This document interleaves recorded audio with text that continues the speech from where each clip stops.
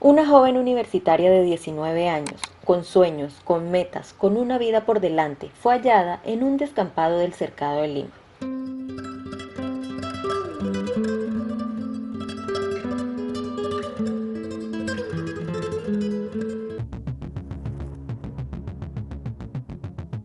Carla Sujei Gutiérrez Martínez nació en Lima, Perú, en 1996. Era hija de Mari Martínez, una madre luchadora, dedicada, que sacó adelante a su familia. Del padre de Carla poco o nada se sabe, pero Mari fue suficiente. Carla vivía con ella y sus hermanos en la urbanización El Planeta, en el corazón del Cercado de Lima. Estaba en segundo año de contabilidad en la universidad. Era estudiosa, aplicada, comprometida. Le gustaba la música, pasar tiempo con su familia y tenía muchos sueños. Sus amigos la describen como una chica dulce, reservada, pero siempre dispuesta a ayudar. Su familia la recuerda como una joven noble que jamás dio problemas, pero como muchas jóvenes también tenía sus secretos. Carla tenía una relación sentimental desde hacía 2 años con Aldair Zapata Mesta, un joven de su misma edad. La visitaba con frecuencia y conocía a su madre. Pero lo que pocos sabían es que Carla también mantenía una relación clandestina con su primo hermano, Miguel Anthony Martínez Caillagua, de 20 años, hijo de un hermano de su madre. Miguel vivía en Italia desde hacía años. Iba y venía a Perú en muy pocas ocasiones, y su presencia no era constante.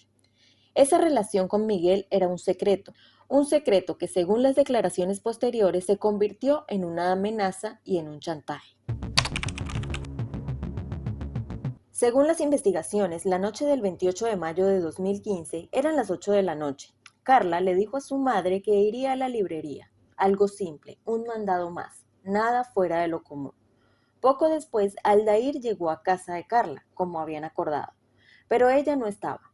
Mari, su madre, le dijo que había salido. Aldair decidió esperar, pero el tiempo pasaba y Carla no volvía. Aldair se inquietó, salió a buscarla, caminó por la zona, la llamó. Nada, regresó a casa. Le dijo a Mari, Carla no aparece. La preocupación empezó a crecer. Minutos después se convirtió en desesperación y alrededor de las 10 de la noche la policía encontró un cuerpo en un escampado en la cuadra 16 de la avenida Morales Duárez, a solo 6 cuadras de la casa de Carla. Su rostro, casi irreconocible. La señora Mari fue quien al día siguiente confirmó lo impensable. Ese cuerpo era el de su hija. En un inicio todo apuntaba a un ataque de desconocidos. El Cercado de Lima tiene zonas peligrosas. No sería la primera vez que alguien desaparece y aparece en esos lugares. Pero la necropsia cambió todo. No hubo buzo, no había signos de arrastre, no había heridas de defensa. Carla había llegado por su propia voluntad al lugar. La policía lo confirmó, no fue un hecho al azar, fue algo personal.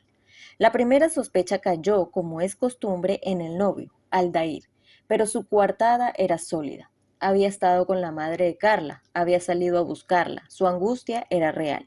Y entonces las miradas se volvieron hacia alguien inesperado. El 3 de junio, Miguel Anthony Martínez, el primo de Carla, fue detenido. Pocas personas sabían que él estaba en Perú esos días. Su madre Mari no podía creerlo. Nadie sabía que había vuelto desde Italia, pero Miguel no solo estaba en el país, también había planeado el hecho. Durante el interrogatorio confesó haber comprado un arma días antes. Dijo que actuó por un conflicto personal. Aseguró que Carla lo chantajeaba, que le pedía dinero para no revelar su relación, especialmente porque él mantenía otra relación con otra prima.